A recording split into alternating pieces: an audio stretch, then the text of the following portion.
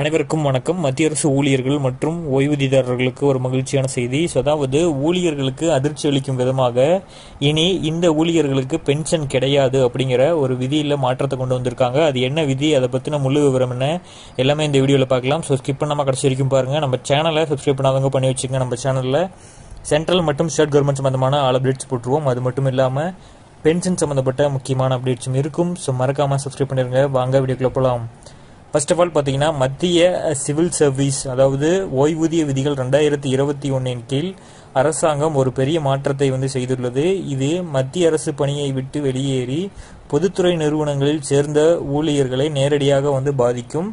புதிய விதியின் பிரகாரம் பொதுத்துறை நிறுவனத்தில் சேர்ந்த அரசு ஊழியர்கள் இனி அதிக ஒழுக்கத்துடனும் பொறுப்புடனும் இருக்க வேண்டும். இல்லையெனில் அவர்களின் ஓய்வூதியம் பறிக்கப்படலாம். இது பற்றி செய்தியை நம்ம முழுமையாக பார்க்கலாம். அதாவது பொதுத்துறை நிறுவன ஊழியர்களின் ஓய்வூதியம் நிறுத்தப்படலாம். புதிய விதியின் பிரகாரம் அரசு ஊழியர்களின் ஓய்வூதியம், பணிக்கொடை போன்ற ஓய்வூதிய பலன்கள் சில சந்தர்ப்பங்களில் நிறுத்தப்படலாம். இது தொடர்பாக ஓய்வூதியம் மற்றும் ஓய்வூதியதாரர்களோட நலத்துறையின் சார்பாக மே 22 அன்று ஒரு அறிவிப்பை வெளியிட்டிருக்காங்க. அந்த அறிவிப்பின் பிரகாரம் பார்த்தோம்னா, விதிகள் 2021 கீழ் விதி 37 துணை விதி 29 ஒரு புதிய பிரிவு சேர்க்கப்பட்டுள்ளது. இதன் கீழ் அரசு ஊழியர்கள் பொதுத்துறை நிறுவனத்தில் சேர்ந்த பிறகு ஏதேனும் தவறான நடத்தையாக குற்றவாளி என கண்டறியப்பட்டு அங்கிருந்து பணி நீக்கம் செய்யப்பட்டால் அவர்கள் தாங்கள் அரசு பணியில் இருந்தபோது பெற்ற ஓய்வூதிய பலன்களை இழக்க நேரிடலாம். அதாவது ஓய்வூதியம் போன்றவை ஏதாச்சும் இருந்ததுன்னா அதை இழக்க நேரிடலாம். இதன்படி ஒரு அரசு ஊழியர் அரசு துறையிலிருந்து பொதுத்துறை நிறுவனத்தில் சேர்ந்த பிறகு ஒழுக்கமின்மை காரணமாக அங்கிருந்து நீக்கப்பட்டால் அவர்களுக்கு அரசாங்கத்தால் வழங்கப்படும் ஓய்வூதியம் அல்லது பிற ஓய்வூதிய பலன்கள் கிடைக்காமல் போகலாம். இது குறித்த இறுதி முடிவை குற்றம் புரிந்த ஊழியர் பணிபுரியும் அந்த பொதுத்துறை நிறுவனத்தை கவனிக்கும் அமைச்சகமே எடுக்கும்.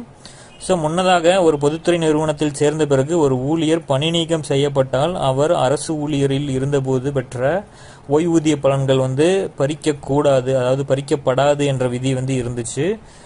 தற்போது முன்னர் இருந்த விதியின் பிரகாரமே எந்த ஒரு காரணத்திற்காக பொதுத்துறை நிறுவனத்தில் நீக்கப்பட்டாலும் ஊழியர் தனது அரசு பணிக்காக பெற்ற ஓய்வூதியம் பாதிக்கப்படாது.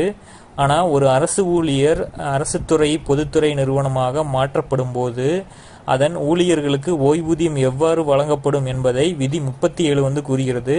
ஸோ ஒரு துறை பொதுத்துறை நிறுவனமாக மாறும்போது மீதமுள்ள ஊழியர்களின் அந்த ஈட்டிய விடுப்பு, அரை ஊதிய விடுப்பு அதுக்கப்புறம் பொதுத்துறை நிறுவனங்களுக்கு மாற்றப்படும்.